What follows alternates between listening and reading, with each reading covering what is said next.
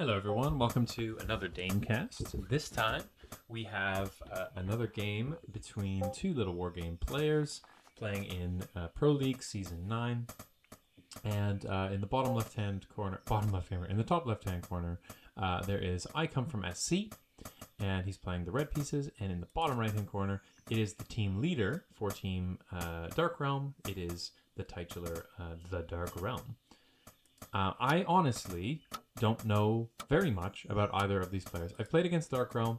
I know he's solid, and I haven't really played icomefromsc, although I have a feeling that he comes from StarCraft. I think there's a little bit of a hint there that he probably is a StarCraft player. And I also know that in week 1, icomefromsc, I believe, won versus his opponent, TheDarkRealm. So I think we have a favorite going into this. Being icomefromsc, but you never know how things are going to turn out. These games, a lot of preparation can happen because you know who your opponent is for both weeks, and so you can potentially surprise them with something a bit cheeky. In this case, we have TheDarkRealm going for a barracks relatively quickly, although I believe this is a slightly later barracks than you'd recommend. I didn't quite pay attention to when he built it, but it seems like maybe I could be wrong, but I think it might be a little bit... Oh, I see. So he's going for the 2-rack, so that's why he left it a little bit longer. He's going to try to surprise with maybe a bunch of raiders early on. He must know that his opponent is going for, or usually goes for, a 1-den opening. And in this case, doing the 2-racks pressure can be really, really strong if you just turn up in front of their base with 2 or 3 raiders when they think you're only supposed to have 1. That can be really, really abusive against those wolves because the wolves really need a critical mass. So in order for the beast player to survive, they need to kind of scout that this is happening. They need to retain their wolves. They need to either go for a surround or get a nice hit with some workers. You could potentially, if you knew it was happening really early, you could do something cheeky like go for a barracks yourself and make some archers. I haven't really tried that. That's just me spitballing, but I think it's got to require some kind of response. And I love that in these kind of tournament games. Going for something that requires a response can be really, really powerful. Now, the first hit is going for the raider. These situations are so tense for the beast player. He needs to get in there and scout everything that's going on. And funnily enough, he's going to get a complete scout of the space. He's going to see that there's the 2-racks, which means that he is going to be able to potentially respond with different buildings. But it turns out that icomefromsc is very confident in his ability to hold a natural base, so he's going to just pop down his castle really quickly. Although, interestingly, he's stopped building it for some reason. He's started it, and then he's walked away, and then he's walked. So a little bit of a journey there that this worker has gone on. Probably because there's something going on the other end of the map. He's probably trying to keep his wolves alive. A lot of damage coming down on there, but as we can see, not very much lost for either player. Nothing has actually been lost just yet. So it's going to be the first wave of raiders coming in to do a little bit of a push here. But I love this from icomefromsc. He's got his wolves fanned out. He's going for the surround. He's going to immediately come in with a flank here, realizing, okay, he's coming back. And all he has to do really is buy time, right? He doesn't have to engage. A tower is coming down from icomefromsc. This is going to be pretty much, if this goes up, it's lights out, right? Yeah, this is the reason why you want to proxy one of those barracks, because if you don't proxy one of them and they realize that it's happening by just walking the wolf in straight away, they can just build a tower in their natural. And as soon as that tower gets up, it's over. You can't really do very much with these raiders once there's a tower. They're not going to commit to the tower while wolves nibble them down. And actually, at this point, icomefromsc can just, basically finish his castle, build a second den, which he's actually got the 2 dens already, and just start building units. Now, if we look at the overall situation, it's 2 workers up for icomefromsc. He's got his castle already building when TheDarkRealms is only about let's say halfway now completed. So we're going to have a major advantage there for our icomefromsc, for our red player here.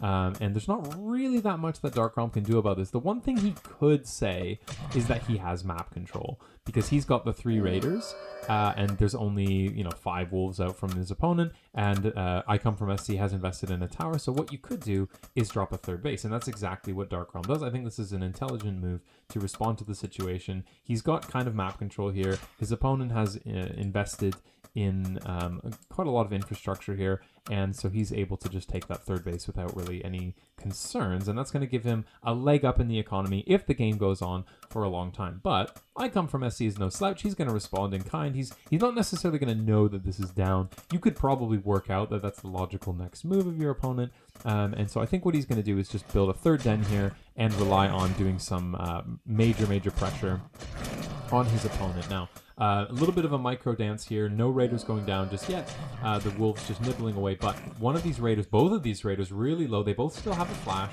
but a little bit of a, I'm not going to say lazy micro. I would just say a little bit of aggressive micro there from DarkRealm to try and get a little bit more of a hit on there. But ultimately, his raiders are all very low. And if he actually fights here, I think he's going to lose 1, 2, maybe even 3 here. Yeah, he's gonna blink away in the end. But he's already lost a couple of raiders, and those raiders are so expensive. They cost 110 gold each, and quite a lot of barracks production time. They're very good in the early game. They give you that map control, but if you lose them, it's very dangerous. So now I Come From SC is out on the map. He's chasing these raiders back, and those raiders would have been such a crucial part of the defense, or potentially backstabbing and catching up reinforcements. But ultimately, I Come From SC is going to decide, you know what, I've got the 3 dens, but I can still just take a third base.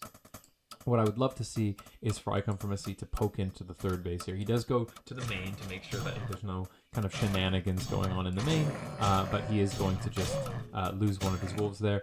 There are some soldiers out and a raider, so it's going to be relatively difficult for him to do any major damage here.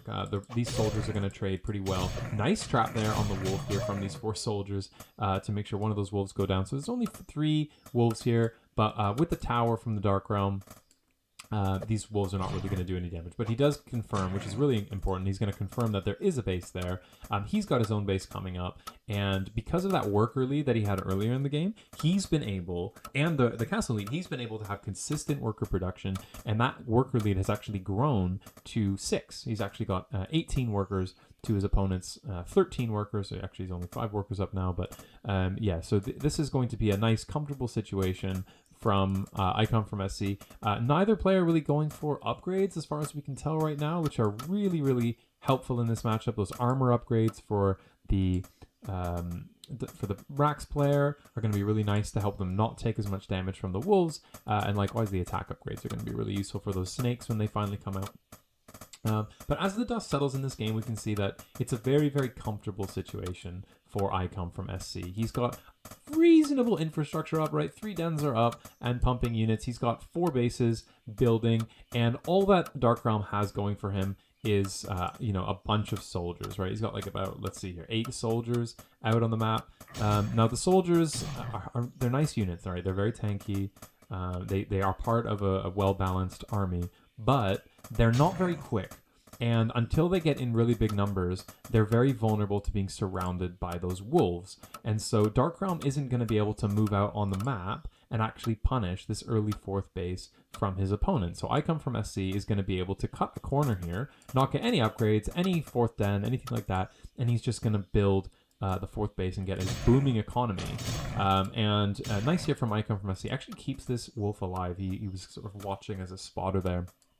Now, DarkRealm is going to be sending out a bird, or a bat as the case may be, to go scout what's going on. But it's one of those things where you can scout what's going on, but there's nothing you can do about it, and there's nothing you can change, really, right? So you're going to scout the 4th base, but it's like, all right, well, I guess I know he's got 4 bases, but there's not really much that I can do about that. He's not going to be able to tell just from this scout how far behind he actually is, right? He's 8 workers behind and a whole base. So if we look at the income situation here, and just the way Little Wargame works, it's such a big difference. Even though he's only 6 workers behind, he's getting quite a lot more mining done. I mean, it actually doesn't look that bad, to be honest, as I say that. The caster's curse. But over time, this is definitely... I think the real issue here is that his bases are not very balanced, right? So even though he's got quite a few more workers than his opponent, there's too many on this base, too many... Well, a reasonable amount on this base, but not enough mining on this base. So he should really take like half of these workers and spread them out between these bases, and that would make this much bigger. But ultimately, it's still 300 or 400 ahead for I Come From SC. He's actually going for the double animal testing lab, so the fact that he delayed getting those upgrades before and instead going for the economy, now he can sort of abuse the fact that he's got that extra economy, get the extra animal testing lab so that he can get probably, we're probably going to see +1 and +2 attack. So for those of you who don't know, in Little War Game, you can queue the next attack or defense upgrade from the same testing lab or forge or whatever the case may be. You can queue the next one up. So if you start attack on this one, you can start the next level of attack, so that when they both finish, you'll have +2 attack, which can lead to some really, really powerful counter attacks. On DarkRealm side of the map, though, he realizes the situation, right? He's not going to win a macro game against this kind of powerful economy. He's got to build up a big, scary army and hope for the best. So there's really not a whole lot to be said about this. He knows that his army is getting to the point now, over 100 supply. It's pretty scary, actually. This barracks, it's not a trivial thing with as the beast player, right? Yes, he's got snake tech. Yes, he's got the +1, +2, but he still needs to get all these extra dens to finish so that he can start pumping out those units. So now that he realizes that DarkRealm's coming across the map, it's a little bit like a Zerg player, actually, where he's going to start building units now. And this army from the DarkRealm is going to go into the 4th base from icomefromsc, but the situation for him, if he realizes this, is it actually doesn't really matter if he loses this base. There's not that many workers there. He doesn't need to fight into this. He can't get a great surround. I don't know if I like this. I think he's got a good enough army that and enough production that he's probably going to be fine. And he actually manages to get in here and get a surround in the end, so it's not too bad. But the one way that he could really lose this game is if he sort of lost that army before he was ready to. But I think he knows that he's got enough units. He's able to do the production. He's able to just basically print units at this point. And DarkRealm, although he had nice positioning there, he had nice instinct to actually go for that attack. I would say that was kind of the one chance he had, and he had, the kind of a nice positioning and stuff. Ultimately, he's going to get cleaned up, and this is a really, really difficult situation now. You don't have a 4th base up as DarkRealm. You do have upgrades, right? You are getting upgrades, but notice that he's going for +1, +1 rather than +2 attack at the same time. So that's going to mean that the beast units are going to have that edge when they have +2 attack. And his opponent there's actually going to be quite a window here where he's got +2 and his opponent only has +0, actually. I think he's not even going to have anything. And this is going to be a dead base here from DarkRealm. Interestingly, he doesn't have very many workers on this. He's just low in workers, right? Overall, he's just not mining. He never has been mining. And this beast army, when it gets to this point where you have a much, much bigger army than your opponent, you have very, very good infrastructure. I mean, he could just fight this and win the game, to be honest, but I think he's going to take his time. He doesn't want to risk anything. This is a Proleague game, right, that he wants to win for his team. He wants to make sure he's got his upgrades and so on, so he's just going to chill. And now what he's doing is multi-pronging, right? He's got his units going into the main base. He's going to pull some units there. I don't know why he's running back. There's really no reason to. It's actually a perfectly fine situation for him. I think he wants to consolidate into basically a death ball. But I mean, if I were him, I would have just attack moved with those guys and attack moved the base with the other guys. But it looks like he's going to go for one big fight. I would love to see him run past this army. There we go, running past this army, getting this around. You want to get onto those archers. You don't really want to be fighting the tanks right at the front. You want to be going for the squish units in the back, so quickly and reduce that damage of the army. And he's actually realizing this is not as good as I thought it was. I think if he were to stay there, it's not the worst thing in the world for him, but it's probably a better bet for him to just go for this base here, right? To keep him on 2 base. He's got more units coming in. Maybe he can do a surround once the units come over that bridge, but this is now a slightly awkward situation where all the wolves are trapped in the back, and the soldiers are able to get right on top of the snakes. He is going to be able to kill this base, but this is probably the one way that DarkRealm could have possibly taken a decent fight here. The problem that you have for a DarkRealm is that you're losing that base, you're all in now, and your opponent can just print more units. The production capacity for icomefromsc, he's got so many. If we look at how many dens he's got 8 dens. He's got the double upgrades going, and he's able to just make units all day long without worrying about it whatsoever. So it's going to be a pretty difficult situation for DarkRealm, to say the least. Definitely got to finish that guy off. And now he's got enough units that he can do a multi-prong here. So would love to see a proper surround, finish this game. If you're ever in this situation, you've got the production. You know that if you lose your army, you can still produce another army. You know that your opponent is all in. You might as well, go for the surround. Go for it. Just go in there. and get him. Now, the Dark Realm is going to go for the double workshop here to do a full wall. This is actually really satisfying, I have to say, this double wall to do the full wall here. Unfortunately, there's so much damage from the Beast Army that he's going to just chew right through that. He is trying to wall. This is like a very Protoss versus Zerg situation, but ultimately, he is going to repel him. Dark Realm is going to repel his opponent, and now that he gets that workshop up, he can make some catapults. That would help him survive a little bit longer, but at this point, this is basically like playing a zombie survival mode, right? You've just got unlimited units coming at you. There's so much mining happening. There's so many things, and you're just delaying the inevitable. Dark Realm does call GG, and that will be it for game number 1. Okay, and here we are in game number 2 of I Come From SC versus the Dark Realm. I Come From SC playing the red pieces in the top right-hand corner, and he's up 1-0 against his opponent, the Dark Realm. Dark Realm going for a cheeky 2 racks in the first game. Maybe, you don't want to read too much into things, but, the classic caster speculation of, maybe he didn't feel like he could win a macro game against his opponent, so he decided to do something cheesy against him. Going for the 2 racks. Now, the 2 racks in base, though, the thing is, it's really not that cheesy, right? It's not that big of a deal. You're not completely missing out on the macro from it. Just a few decisions being different there, and it's a very different game, right? Just because he didn't kill his opponent with it doesn't mean that the game is over at that point. And as we saw, the game went over for quite a long time. But the Raxes were in his base. He didn't cut that many workers. He got a 3rd base faster than his opponent did. I really think the main problem that he had was the fact that it got scouted really early. So he kind of was he's kind of over aggressive with his raiders. He ended up losing them to wolves in the map, and that meant once you lose those raiders, you lose that map control. It's absolutely devastating. So it's a 2-edged sword. They're very, very powerful units, but if you lose them, it's a very, very dangerous situation. Now in this game, he's going the opposite, right? Instead of going for the 2 in his base, he's going to be going for 1 out on the map. I believe he'll be doing a 2nd one out on the map as well. So ultimately, he'll have 2 barracks. I believe this is going to be a barracks. I'm manifesting that this worker is going to build a barracks right outside of his opponent's base. He doesn't have that much money, so I don't know why this worker is here. Now, the issue that you have for Dark Realm is your opponent is going for a 2-den versus your proxy racks. Now, I haven't played enough to know how this turns out. This, I think... Okay, so this worker here exists to build a house at the bottom of the ramp so that you can block your opponent from coming out, and raiders can go in and out with flash, but wolves can't. So if I'm understanding this correctly, this is a very, very committed cheese where you are trying...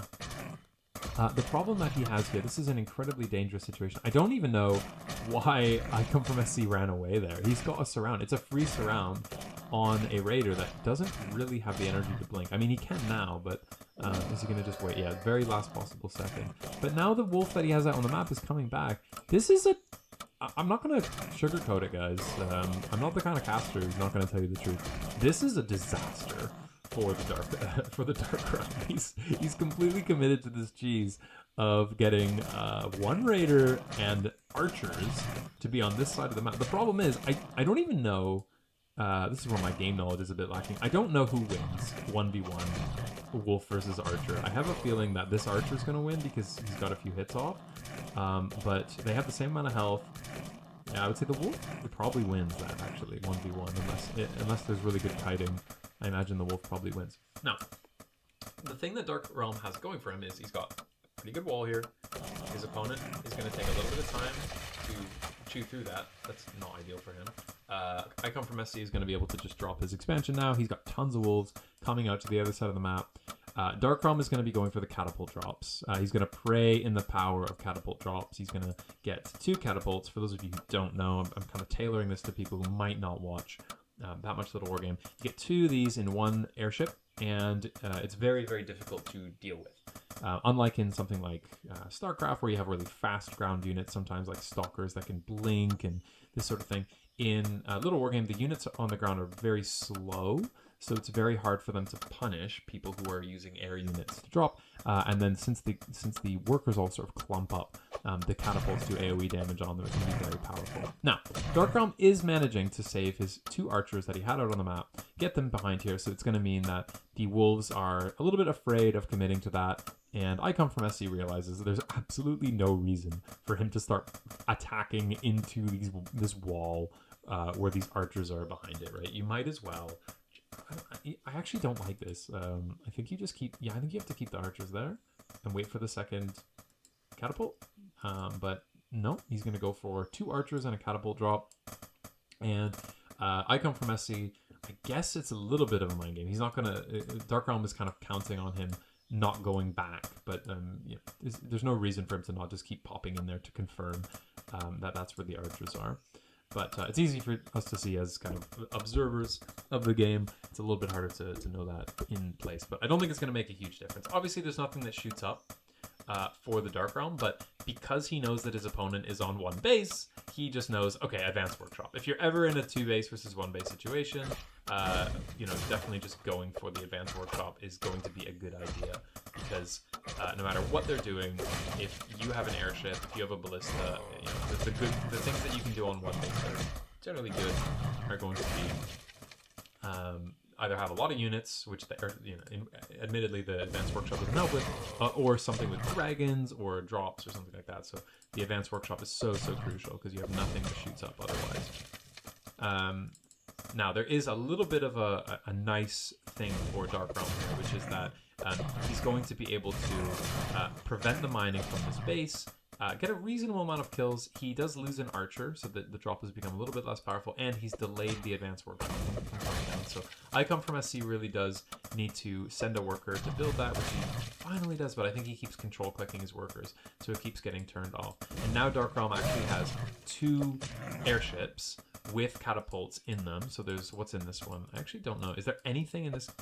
Can you see? I don't know if yeah. So there's nothing in this one. It's just there to be annoying.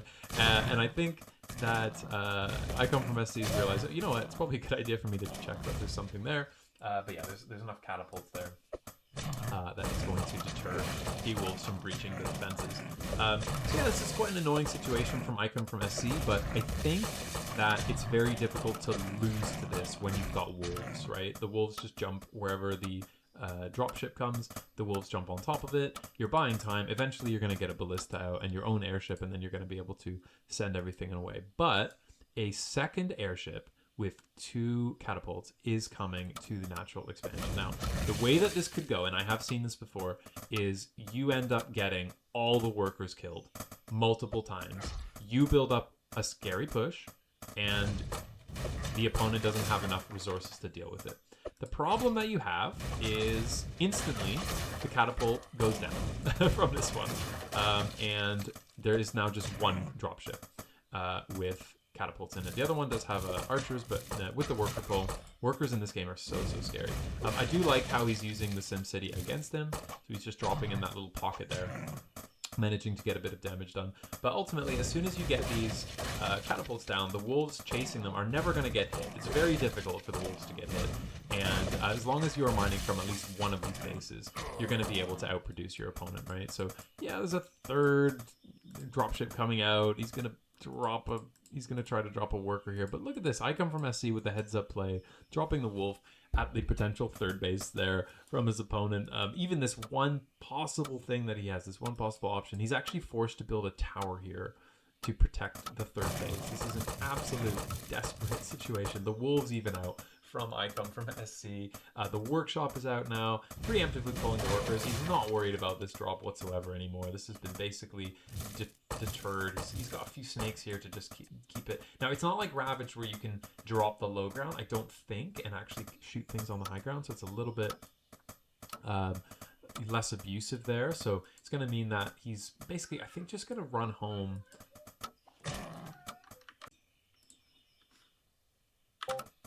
Okay, and we are back. A little bit of a interruption to the recording there, but yeah, this game is looking to be pretty advantageous for icomefromsc. DarkRealm needing to bring his units back home.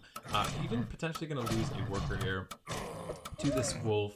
What a desperate situation. Let's check the economic situation. So there's 2 bases mining from icomefromsc. He's got 19 workers to the 10 of his opponent. There are a couple catapults here. He's being really relentless. This is the only way that he can possibly get himself back in this game is if he gets some really big hits, but still none going down just yet. As long as he keeps these workers moving, he's not quite going to lose anything. And the wolf counterattack here. Now, this is really cheeky from the Dark Realm. I do like this. I'm learning some things here, right? The catapults on the high ground are going to be able to kill these wolves on the low ground, but again, we're not seeing, like, what is this here? This is a forge and a workshop. There's no base, so there's no economic prospects in the long term. He does. I don't know what the forge is going to do. Okay, there is the castle there. But now there's 3 bases up from icomefromsc. There's only 11 workers for the Dark Realm. Yes, he has an army of balloons. Yes, icomefromsc doesn't have a whole lot that shoots up. And yes, icomefromsc is still losing workers, but he's making workers faster than they're dying. That's for sure. And he's definitely making workers faster than the Dark Realm is. So Dark Realm hasn't made a worker in minutes, so he's still on those 11 workers, and he is just going to tap out. He realizes this is an awful situation for him, and this is going to be 2-0 for icomefromsc. So for context, that means that there's going to be a 3-point advantage going to Team Weird Rat, which, as far as I know right now, that ties up the series between these 2 teams. Team Weird Rat has 3 points, and Team Dark Realm has the 3 points from the Red Wolf game. And so we'll have to see how the rest of the games go this week. There's quite a few matches to go. I'll cast as many of them as I possibly can, so that we can see how this Pro League ends. So yeah, I'll see you guys in the next one.